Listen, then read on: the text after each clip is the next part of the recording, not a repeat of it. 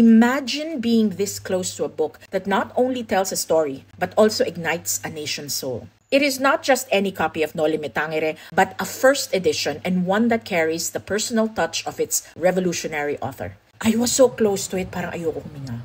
Noli Me Tangere was written across Madrid, Paris, and completed in a tiny German farming village. It was a direct reflection of Rizal's own life and travels. As Lisa Guerrero Nakpil wrote, it was the Philippines' first expose of public corruption. Rizal's universe highlighted how everyone, regardless of their social status, suffered under the injustices of the Catholic Church and the colonial government. It was also the book that ignited the fire in Andres Bonifacio and the Katipunan. They, in turn, lit the fuse for the Philippine Revolution that birthed the first Philippine Republic.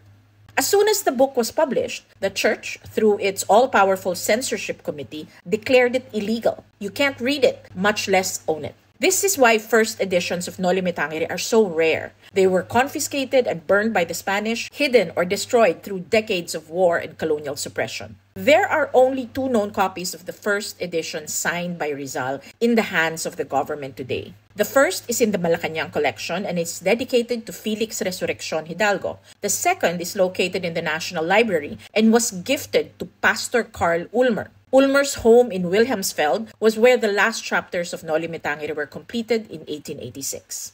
So another one of these rare treasures has been unearthed. This first edition bears a personal message from Jose Rizal. He wrote it out for his dear friend Trinidad Hermenegildo Pardo de Tavera.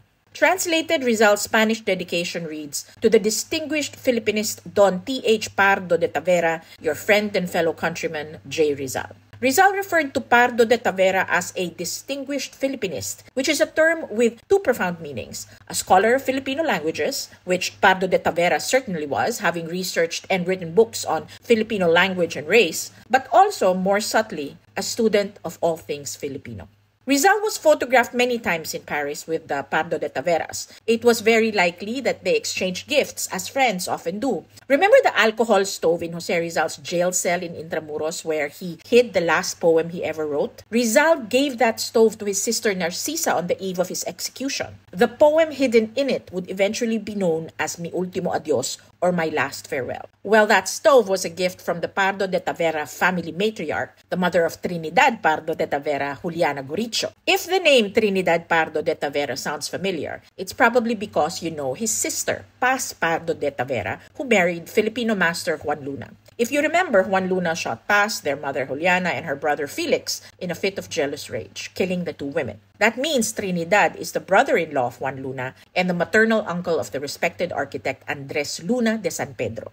Some years after Rizal's death during the American occupation, Trinidad Pardo de Tavera became a very close advisor to the American civil governor William Howard Taft. On Trini's recommendation, the Taft Commission took many steps to honor Jose Rizal. On June 1901, Act No. 137 ordered the district of Morong be renamed as the province of Rizal. In September 1901, Act No. 243 granted the right to use public land in Luneta to erect a statue of Jose Rizal. In February 1902, Act No. 345 set December 30 of each year as Rizal Day. So if you feel the American colonial government favored Rizal, well, they had help from Trinidad Pardo de Tavera.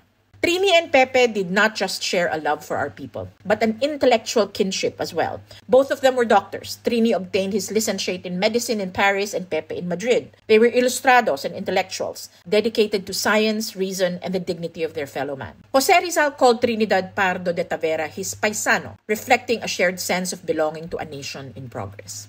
This signed first edition of Noli Me Tangere goes under the hammer at the Leon Gallery's magnificent September auction on September 13, 2025. You can come view it starting September 6. This book, this artifact from the past, is a palpable bridge to the mind that set a revolution in motion. It also stands as a testament to a friendship forged in the pursuit of nationhood.